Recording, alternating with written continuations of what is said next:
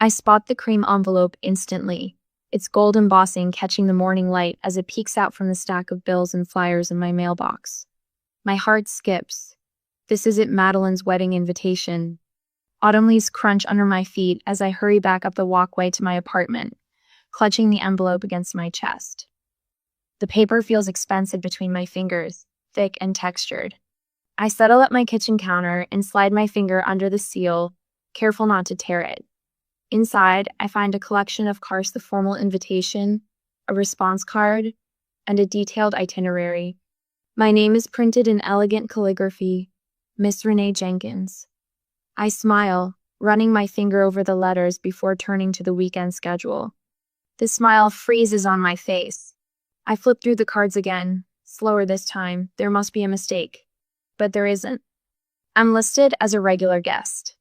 Not a bridesmaid, not maid of honor. Just a guest. Like Madeline's college roommate or Dad's business associates. A cold weight settles in my stomach as I scan the itinerary. Professional photography at 2 p.m. Bride with parents, groom with parents, bride and groom with groom's family, bride and groom with bride's family, parents and brother Noah. Noah. My younger brother's included. I am not. Just 3 months ago, Madeline and I had wine on my balcony, and she gushed about her plans. We'll have to find you the perfect bridesmaid dress, she'd said, squeezing my hand. Sisters forever, right? Sisters forever. The words echo in my head, bitter now. My mind drifts back to our childhood bedroom twin beds, with matching floral comforters, glow-in-the-dark stars on the ceiling. During those nights when Dad's voice boomed through the walls and Mom's tearful replies followed, Madeline would crawl into my bed. We'd huddle together, whispering secrets and dreams until the house grew quiet. I'll always protect you, she promised once, her small hand finding mine in the darkness. And she did. When Tommy Miller pointed at my face in 4th grade and loudly asked what was wrong with me, Madeline stepped between us. Nothing's wrong with her, she'd said, chin raised. God just loved her enough to give her an extra brushstroke. He was more careful with her than with the rest of us. The memory stings as I stare at the invitation. What happened to the sister who once defended my birthmark as a mark of divine favor? I reach for my phone, scrolling to Madeline's name. My hands are shaking as I press call, rehearsing calm, reasonable questions in my head. Renee, hi. Her voice sounds guarded when she answers, lacking its usual warmth. Hey, Maddie, I just got the wedding invitation. I pause, giving her a chance to jump in with an explanation. She doesn't. I noticed I'm not listed in the wedding party or family photos. The silence stretches between us, heavy and uncomfortable. Right, about that. She hesitates. I hear a murmur in the background, Jake's voice, though I can't make out his words. We decided to keep the wedding party small. Noah's a groomsman, I say, my voice steady despite the hurt churning inside me. Jake wanted him. They've gotten close, with the golf lessons. I thought I'd be standing with you. You said sisters forever when we talked about your wedding. Another pause. Longer this time. When Madeline speaks again, her voice has dropped to nearly a whisper. Renee, please understand. We're going for a really soft, minimalist aesthetic, and your birthmark might kind of stand out. The words hit like a physical blow. My free hand moves instinctively to my left cheek, fingers tracing the edges of the port wine stain that covers a third of my face. In the photos, she adds, as if that makes it better, Jake's family is very particular about appearances. I end the call without answering and drive to my parents' house in a daze. The familiar kitchen, with its faded yellow curtains and the scent of Mom's cinnamon tea, has always been a refuge. Today, it feels like walking into a trap. You spoke to Madeline? Mom asked the moment I step inside, her expression carefully neutral. I nod, settling at the kitchen table. Did you know? Mom busies herself with the kettle. Dad lowers his newspaper just enough to glance at me over the top.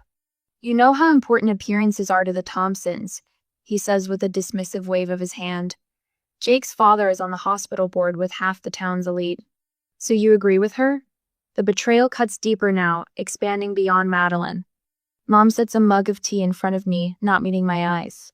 Sometimes we have to accept what's best for the event, not for ourselves. The tea steams between us, untouched.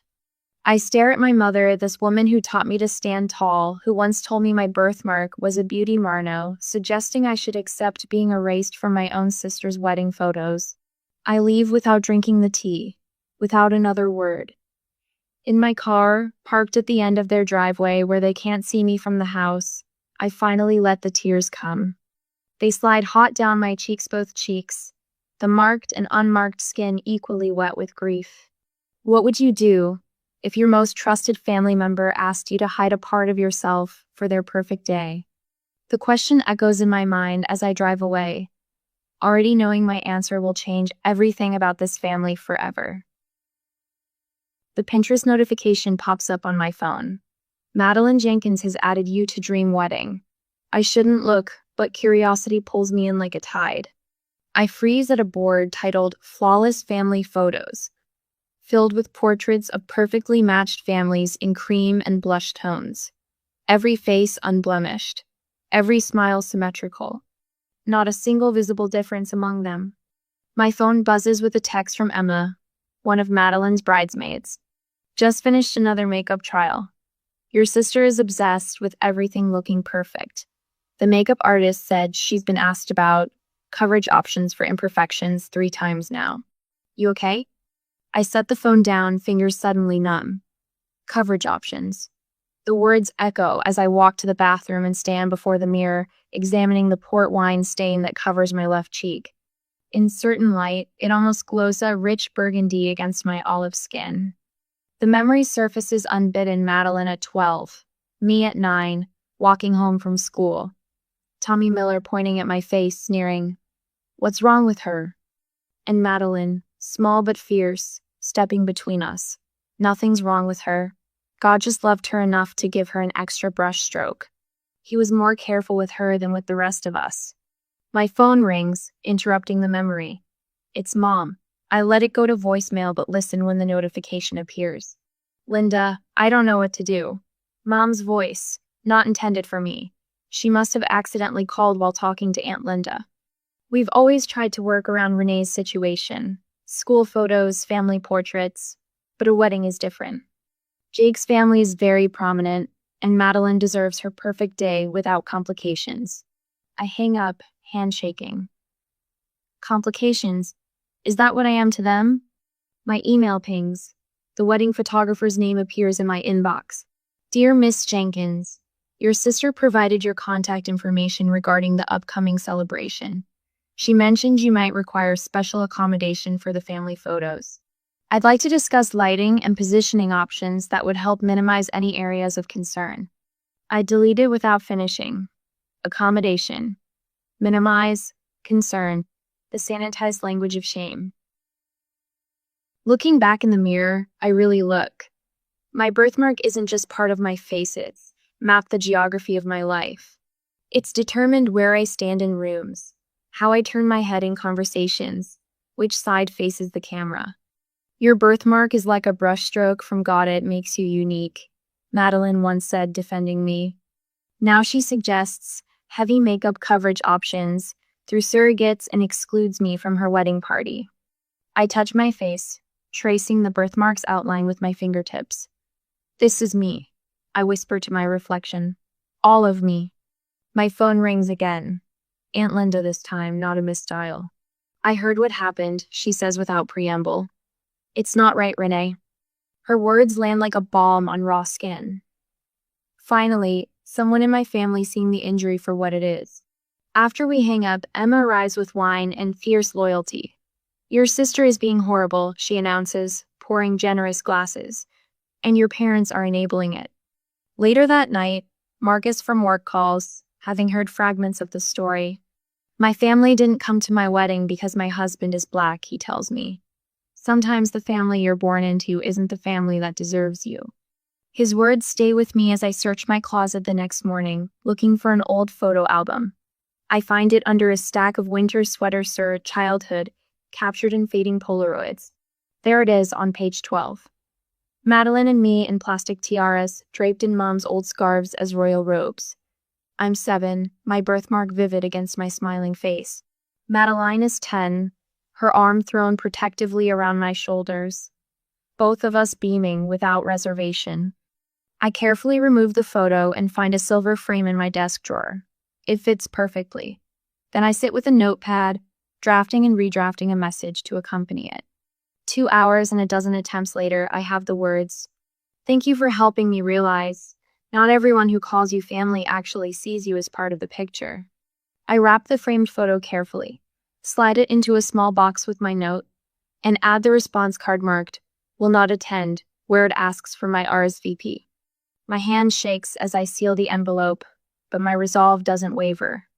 The package feels impossibly heavy as I walk to the mailbox at the corner.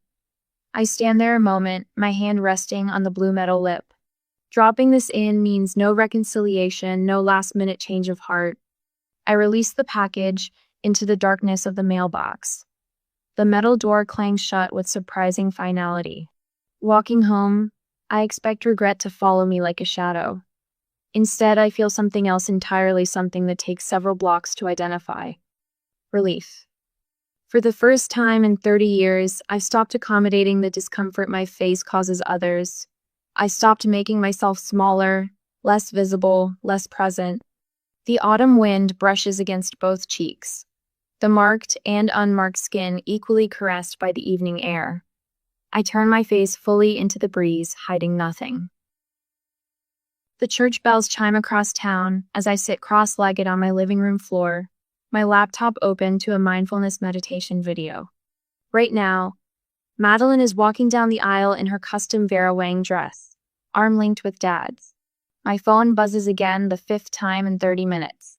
"Cousin Rachel, everyone's asking where you are. Are you sick?" "Aunt Linda, are you okay, sweetheart? I understand if you couldn't come." "Uncle Robert, your absence is noticed. Hope you're not ill." I set the phone face down without responding. What would I say? "Sorry, couldn't make it.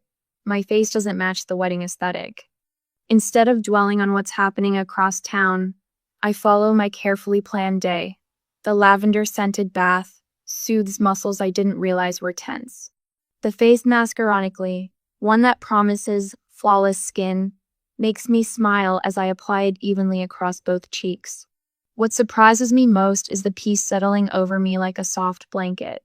There's no regret clouding my mind, no second-guessing my decision. The relief is almost dizzying. After my bath, wrapped in my softest robe, I find myself pulling the old photo album from the bookshelf. Inside are the remnants of a childhood that suddenly seems 4 and 2 sisters with matching grins, arms wrapped around each other as if nothing could ever separate them. There's the Christmas when Madeline gave me half her candy because a relative had forgotten my stocking. There we are at the beach, 16 and 13, sunburned and laughing, my birthmark clearly visible because I'd sweated off the makeup Mom insisted I wear. The realization hits me like a physical blow. I've been silent about my pain for decades. Every time Mom suggested I do something about my face, every time Dad positioned me at the back of family photos, I smiled and nodded and turned the other cheek, the unmarked one, toward the world. No more. I reach for my phone with sudden resolution. Opening the camera, I position myself near the window where the afternoon light streams in. No filter, no strategic angle, no makeup, just me, birthmark and all. My thumb hovers over the capture button. 3 deep breaths, and I press it. The caption takes me 4 attempts. Too angry, too bitter, too apologetic. Finally, I type. "It's okay. I don't need to be in the picture. I just thought I was part of the family." My finger trembles as it hovers over share. 1 click and this private pain becomes public. I press it. Within minutes, the notifications begin. Heart emojis from close friends. Supportive comments from coworkers. Then something unexpected, a share from someone I don't know, with the caption, "This touched my soul." How many of us had been erased from our own family stories? By morning, I wake to thousands of notifications. 10,000 likes, shares in the thousands, comments numbering in the hundreds. As I scroll, disbelief mounting, I see that my small moment of truth has erupted into something far beyond my control. News sites have picked up the story. Wedding rejection goes viral. Strangers are sharing their own stories of family exclusion in the comments. I have vitiligo, and my cousin asked me not to be in her wedding photos. I never told anyone how much it hurt until seeing your post. My daughter has a facial scar from an accident. She's only 8 and already learning to hide. Thank you for showing her another way. 3 different news stations have sent interview requests. A facial difference advocacy organization has reached out asking if I'd consider becoming a spokesperson. My private pain has become a public conversation. The first call comes from Mom at 7:43 a.m., followed by 3 more in quick succession. I let them all go to voicemail. When I finally listen, her voice progresses from confusion to anger to tearful pleading. Renee, what have you done? Everyone is calling us. The second message is higher pitched. The Thompsons are asking questions. Jake's mother called me. By the third, she's crying. I don't understand why you're doing this to us. We've always protected you, always made sure you felt included despite your condition. Next comes Dad's text, blunt and dismissive. Fix this embarrassment immediately. You've gone too far this time. It's nearly noon when Madeline calls from her honeymoon. I answer this one, my composure hard-won through a morning of deep breathing. How could you? She demands, her voice thick with tears. This was supposed to be the happiest time of my life, and now everyone's talking about your post instead of my wedding. I didn't mention your name or your wedding, I reply, my voice steady despite the tremor in my hands. I shared my truth. Your truth? She spits the words. What about family loyalty? Privacy? That's rich coming from you, Maddie. Her voice drops to a whisper. Jake's family saw it. His mother asked if I was ashamed of you. Some of our wedding guests messaged me asking why you weren't there. They said they didn't see you in any of the ceremony photos. Do you have any idea how humiliating that was? I close my eyes, absorbing the revelation. People noticed my absence. They questioned it. I'm sorry you felt humiliated, I say finally. I know how important appearances are to you. After we hang up, I sit in the stillness of my apartment, trying to process what's happening. I never expected this. I'm not an influencer or a public speaker or an activist. I'm just Renee Jenkins, the woman with the birthmark who finally stopped hiding. My phone pings with a new email notification. A producer from Morning America wants me to share my story. What happens when a private family rejection becomes a public conversation? I never expected to become the voice for thousands who felt invisible, but as my trembling fingers reach for the keyboard to respond, I realize my next move will show us all what true courage looks like. The call comes on a Tuesday morning while I'm stirring honey into my tea. The producer's voice is warm, almost reverent. Miss Jenkins, your story has touched so many people. We'd like to invite you to share it on Morning Conversations with America. My spoon clatters against porcelain. The show reaches millions, mostly women over 50, who send prayer chains and vote in every election. Women like my mother. I spend hours considering whether to accept. This isn't about revenge. It's about the thousands of comments from people with visible differences who've endured similar rejections. Their stories haunt and deserve to be acknowledged. I'll do it, I tell the producer when she calls back. But I want to focus on acceptance, not my specific family situation. She agrees immediately. That's exactly why we chose you, Renee. Your dignity speaks volumes. Dad's call comes that night, his voice carrying that false casual tone that always precedes a threat. This family business needs to stay private, he says without preamble. Your grandfather left the lake house to me, and I determine who inherits it. Remember that before you go embarrassing us on national television. Within hours, Mom appears at my door, uninvited. Sweetheart, she says, slipping past me into the apartment. Her perfume, the same lily scent she's worn since childhood, fills my entryway. Family matters should stay private. That's how we were raised. You're only worried about privacy now that people are seeing the truth. I counter. She sighs. Jake's family is mortified. His father sits on boards with people who watch that show. Jake himself calls next, this lawyer voice in full effect. Public disparagement has legal consequences, he says. I'm asking you, as family, to reconsider. Just before bed, my phone dings with a text from Noah. I should have said something at the wedding. No apology, no commitment to do better. Just an acknowledgement that comes too late. The studio lights are warmer than I expected. The makeup artist worked carefully around my birthmark, enhancing my features without trying to conceal what makes me different. Catherine Mills, the host, leans over during the commercial break. Remember, this is your story to tell. Take your time. The red light blinks on, and suddenly we're live to millions of viewers. Renee, your post about feeling excluded because of your birthmark resonated with thousands. Can you tell us what happened? I take a deep breath. I'd rather not focus on specific family details. I begin. What matters is that I spent decades believing I needed to minimize myself to deserve inclusion. I don't mention Madeline by name. I don't describe the wedding invitation or my parents' dismissal. Instead, I speak about living 30 years with a visible difference in a world obsessed with flawlessness. This birthmark doesn't define me, I say, my voice growing stronger. But how people respond to it defines them. When I check my phone afterward, messages flood in, not just from friends, but from strangers. A woman whose burn scars kept her from attending her son's wedding.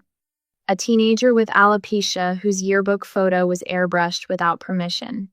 They all say variations of the same thing. Thank you for speaking up. I thought I was alone. That night, I start a blog. I call it the Picture Perfect Family Myth, and write about the gap between the stories families tell themselves and the painful truths they hide. The myth of the perfect family is perhaps the most dangerous story we tell ourselves, I type. It leaves no room for our authentic selves, only the versions others can tolerate. I write until dawn breaks, the words flowing like a river breaking through a dam. With each paragraph, I feel lighter, cleaner, more myself. Comments appear almost immediately from people sharing their own stories of conditional acceptance. Your words gave me courage to look in the mirror again. Writes someone with facial scarring. I've been hiding my true self from family for decades, admits another. Their vulnerability becomes a mirror, reflecting my own healing journey. 2 days later, Mom texts, "We should talk things through." Sunday dinner? I craft my response deliberately. I need time and space. I'm establishing boundaries now that should have existed long ago. I hope someday we can have an honest relationship, but that requires acknowledging the harm done, not just moving past it. I won't be coming to dinner. I set my phone to silent and place it face down on the coffee table. Since the invitation arrived, my shoulders relax completely. When Emma asks about my Thanksgiving plans, I realize with quiet surprise that I feel no obligation to spend it with relatives who see me as an inconvenience. I'm thinking of hosting a friend's giving, I tell her, for all of us who need a holiday without apologies or conditions. Count me in, she says without hesitation. I hang a new mirror in my entryway larger than the old one, positioned where the morning light hits it directly. Each day, I look at my reflection fully, no angle or shadows to minimize my birthmark. This face me whole, complete face is the one I'm finally ready to show the world. Not just on television or my blog, but in everyday moments where authenticity matters most. I check my lipstick one last time in Aunt Linda's guest bathroom mirror, shade that complements rather than distracts from my birthmark. My therapist, Dr. Chen's voice echoes in my mind. Remember, you're not there to convince them. You're there to speak your truth. 6 months have passed since Madeline's wedding. 6 months of unanswered calls gradually tapering to tense text messages. 6 months of rebuilding myself while they whispered about my absence. Emma waits in the hallway, scrolling through her phone. "Ready?" she asks, squeezing my elbow. I nod, my heartbeat steadier than I expected. As I'll ever be. The living room falls silent as we enter. They're arranged like a tribunal, Mom and Dad on the floral love seat, Madeline perched on an armchair, Noah leaning against the fireplace mantel. Aunt Linda hovers near the kitchen doorway, arms crossed. "You brought someone." Mom's voice carries that familiar note of disapproval. "This is a family matter, Renee." Emma is family to me, I reply, the words coming easier than they would have 6 months ago. She stays. Dad clears his throat. This has gone far enough. Your mother hasn't slept properly in months. The Hendersons asked if you were in some kind of institution. We told them you were having a difficult time. Mom interjects, twisting her wedding band. A nervous breakdown. It was kinder than explaining you'd abandon your sister. Abandoned? The word hangs between us. I was never invited to be part of it in the first place. That's not fair, Madeline says, tears already welling. You're twisting everything to make yourself the victim. Do you know what it's like having my wedding remembered as the one where the sister didn't come? You stole my moment. I take a deep breath, feeling the practiced words rise to my lips. I've listened to you my entire life. And that's the problem, Dad interrupts. You've always been too sensitive, making mountains out of molehills. No. The single word silences the room. Even Emma looks surprised at the steel in my voice. The problem is that I spent 30 years believing that love meant making myself smaller, easier to digest, less visible. I pull a small photo album from my bag, opening to a marked page. Here's me at 7, positioned at the back of every family photo. Here's me at 16, makeup caked on my face for Noah's graduation. Here's the Christmas card where I'm turned at an angle to hide my left side. Mom's face crumples. We were protecting you. From what? I ask, setting the album on the coffee table. From feeling like I belonged exactly as I am? Our family has a certain image, Dad says, his jaw tight. The Jenkinses have always prided ourselves on appearances. I finish for him. But at what cost? I don't need your approval to value myself anymore. Madeline stands, pacing now. This isn't just about your birthmark. It's about how you've always needed to be different, to make everything about you. My wedding was supposed to be perfect. Perfect for whom, I ask. Your rejection hurt because I loved you so completely. I believed you when you said, sisters forever. Remember when you told me God gave me an extra brushstroke? What changed, Maddie? The question hangs in the air. Madeline opens her mouth, closes it, then sits back down. Dad pushes himself up from the love seat. I won't sit here and be lectured by my own daughter about family loyalty. His footsteps echo through the hallway, followed by the decisive slam of the front door. Mom's control facade finally breaks. She sobs not the performative tears I've seen my whole life, but guttural, genuine cries that bend her forward. Madeline stares at her hands. Jake said it would look awkward in the photos, his mother thought. I shouldn't have listened, but I did. Noah steps away from the mantel, approaching me for the first time. I knew it was wrong, he says quietly. At the wedding, people kept asking where you were. I said you were sick, but I knew. I'm sorry, Renee, I should have said something. You're all sorry now, I say. But would you be if I hadn't walked away? If I'd just shown up and stood where I was told, hidden when asked, like always? Aunt Linda moves from her corner, positioning herself beside me. I've watched this happen for years, she says, her hand finding my shoulder. This family has a history of hiding what we think are imperfections. My sister Darlene, your grandmother's cousin, had a clubfoot. They kept her home from family weddings. My own daughter's learning disability was our family secret until she struggled so much in college that she dropped out. She looks at my mother. I regret not speaking up sooner. The weight of Aunt Linda's words settles across the room. An elder saying, Renee is right, creates a seismic shift I feel in my bones. What happens now? Noah asks. I look around at these people whose blood I share, whose approval I once craved more than oxygen.